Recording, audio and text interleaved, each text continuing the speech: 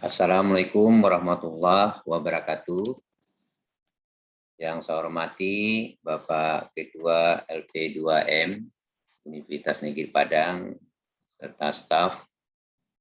Kemudian yang kami hormati tim monitoring LP2M Universitas Negeri Padang serta bapak-bapak dan ibu-ibu yang kami banggakan.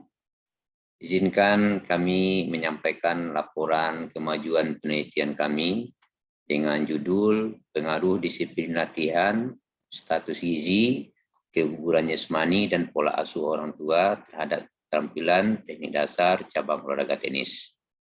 Kami atas nama Dr. Damra MPD dengan anggota Profesor Dr. Bafirman HBM Kesaifu dan anggota dari mahasiswa kami libatkan atas nama Titin Anggriana. Bapak Ibu yang kami hormati, terkait dengan judul yang kami sampaikan ini, perlu kami ulas sedikit bahwa untuk meningkatkan keterampilan olahraga tenis yang sekarang sangat eksis, ya, sangat berkembang di Sumatera Barat, tentu tidak terlepas dari faktor-faktor pendukungnya. Artinya, kalau keterampilan tenisnya bagus, tentu dia akan dapat berprestasi dengan baik. Untuk mendapatkan prestasi di ajang nasional atau internasional, maka tidak mudah. Kadang-kadang banyak atlet yang mengabaikan bahwa kemampuan teknik dasar itu tidak menjadi penting. Padahal kemajuan dan prestasi itu bisa tercapai disebabkan karena keterampilan teknik dasarnya bagus. Dan itu sudah saya lakukan penelitian secara langsung terhadap atlet-atlet yang pernah saya bina dulu sehingga sekarang sudah menjadi atlet nasional. Bapak Ibu yang saya hormati, memang untuk meningkatkan prestasi ini tidak mudah. Kalau banyak atlet mengabaikan, berarti hal ini perlu kita lakukan penelitian. Kenapa? Keterampilan teknik dasar ini tidak menjadi perhatian penuh bagi mereka. Oleh sebab itu, kami ingin mengangkat judul ini sebagai judul yang akan menjadi tumpuan kami untuk membangun olahraga tenis ke depan. Memang banyak faktor-faktor yang menyebabkan keterampilan tenis dasar atlet ini berpengaruh. Antara lain ada faktor disiplin, ada faktor status gizi, ada faktor kebugaran, ada faktor pola asuh, dan ada juga program latihan yang belum tersusun dengan rapi. Mungkin juga motivasi atlet juga sangat menurun, serta fasilitas latihan yang mungkin belum lengkap, termasuk lingkungannya.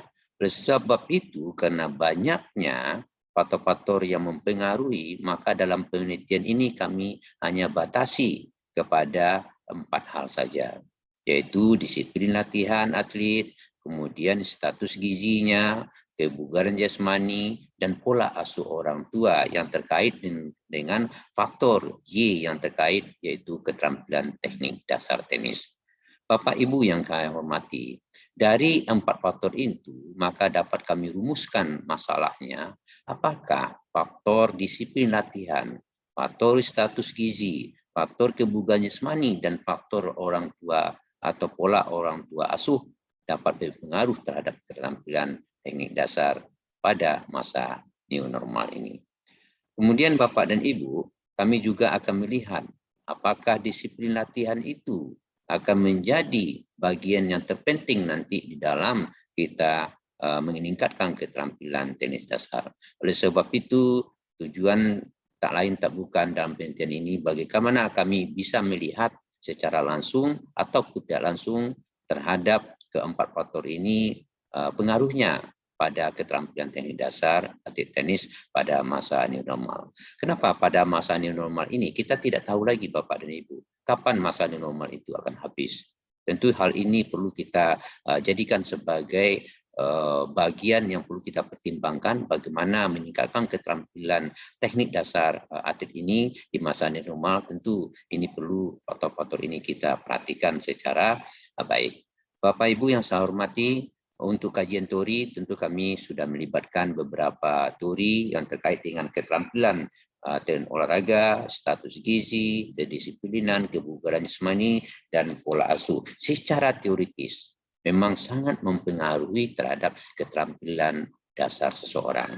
Artinya, kalau meningkatkan keterampilan dasar seseorang itu bagus, atau tinggi rendahnya keterampilan seseorang itu sangat ditentukan oleh disiplin atlet, sangat ditentukan oleh status gizi, dan sangat ditentukan oleh kebugaran jasmani dan pola asuh orang tua.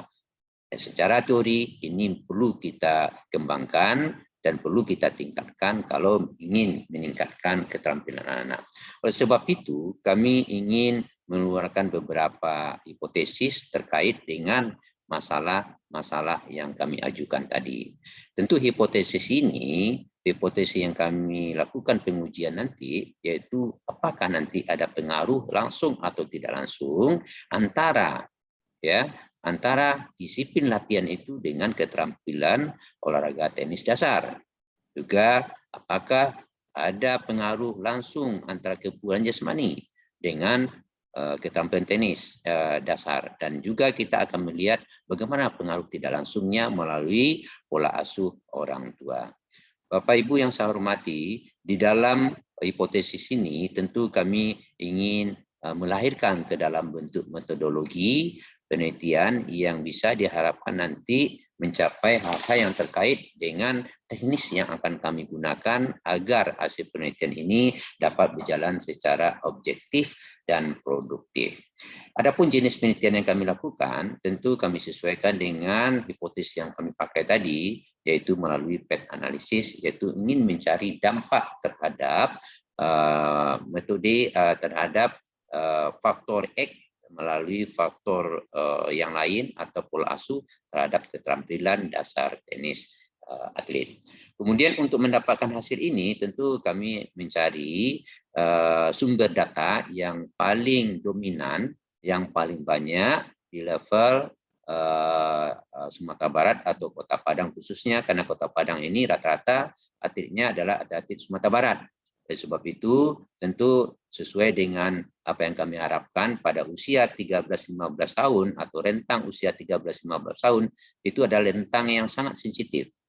Ini yang akan menjadi tumpuan kami untuk mendapatkan data bagaimana pengaruh dari faktor-faktor ini bisa lebih objektif terhadap keterampilan teknik dasar atlet.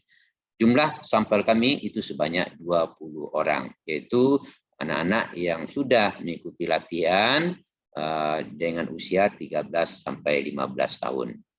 Rekan-rekan semuanya, bahwa untuk populasi ini tentu kami tidak terlepas dukungan dari para pelatih yang ada di klub masing-masing. Kemudian untuk instrumen penelitian yang kami gunakan, di sini ada 4 jenisnya. Yang pertama, untuk disiplin atlet kami menggunakan angket. Angket yang kami pakai di sini untuk disiplin atlet ada 2 indikator nanti yang kami ambil, yaitu tentang masalah sikap dan masalah kepatuhan atlet itu kepada atletnya. Kemudian untuk angket pola asuh orang tua, kami juga akan menggunakan 3 subkomponennya. Itu bagaimana dilihat dari segi otoritasnya, demokratisnya, kemudian juga sifat permisifnya, ya. Bagaimana ini akan menjadi tumpuan kami nanti, apakah pola asuh orang tua itu menjadi perhatian khusus bagi anak-anak atau bagi atlet. Kemudian yang kedua, untuk status gizi, kami menggunakan antropometri untuk mengukur bagaimana indeks massa tubuh atlet itu. Karena untuk status gizi kita bisa melihat apakah status gizinya bagus atau tidak, atau baik atau kurang, tentu kita bandingkan nanti. Kita bagi nanti bagaimana berat badan itu kita bagi dengan tinggi badan, maka akan kita dapatkan nanti indeks massa tubuh yang ada di tabel. Kemudian untuk kebugaran jasmani, kita menggunakan dengan tes TKJI yang telah dikembangkan secara nasional, yang itu bisa kita pakai untuk melihat tingkat kebugaran jasmani atlet-atlet kita. Di dalam TKJI itu ada 5 variabel, ada 5 unsur yang akan menjadi bagian yang perlu kita lakukan. Yang pertama untuk melihat tingkat kecepatan atlet itu melalui lari 50 meter. Kemudian yang kedua untuk melihat kekuatan lengan anak-anak kita, atlet kita, yaitu melalui gantung siku tekuk. Kemudian untuk melihat kelentukan atlet melalui baring duduk 30 detik. Kemudian untuk kekuatan power, explosive power tungkai, atlet itu kita gunakan dengan vertical jump atau loncat tegak.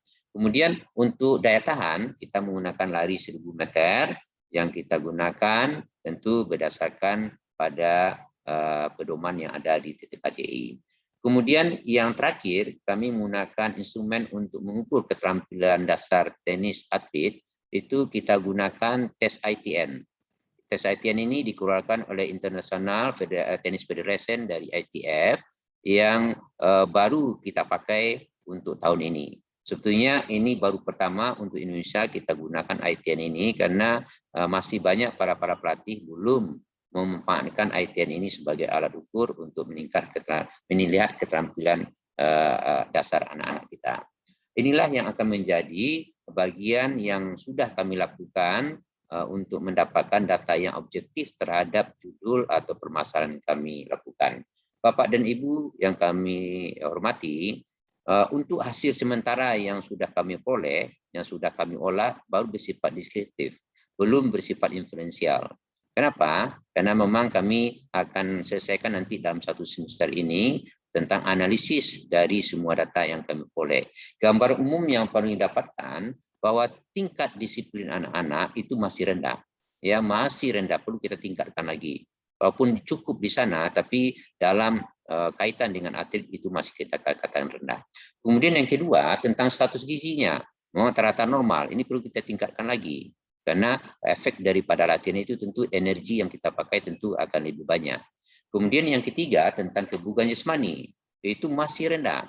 Ya, kenapa? Ini mungkin pengaruh pandemi. Jadi masa latihan anak-anak itu tidak terkontrol karena memang secara luring itu masih dibatasi jumlah dan dengan jadwalnya. Kemudian yang keempat, pola asuh orang tua itu masih kategori cukup. Artinya apa?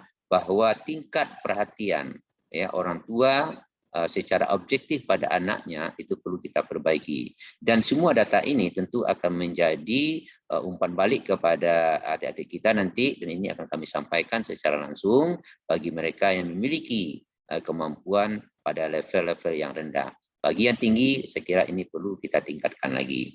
Barangkali untuk sementara itu yang dapat kami lakukan, dan kami sudah melakukan uji normalitas dan identitas terhadap data yang kami peroleh untuk kita lakukan nanti analisis untuk menentukan nanti pengaruh langsung atau tidak langsung dalam rangka kita menguji hipotesis penelitian yang kami ajukan. Saya kira untuk sementara itu yang perlu kami sampaikan kepada Bapak dan Ibu. Mudah-mudahan laporan kemajuan kami ini dapat diterima dengan baik dan kami siap untuk melakukan perbaikan jika ada kesalahan-kesalahan yang terjadi. Demikian saja, saya ucapkan terima kasih. Assalamualaikum warahmatullahi wabarakatuh.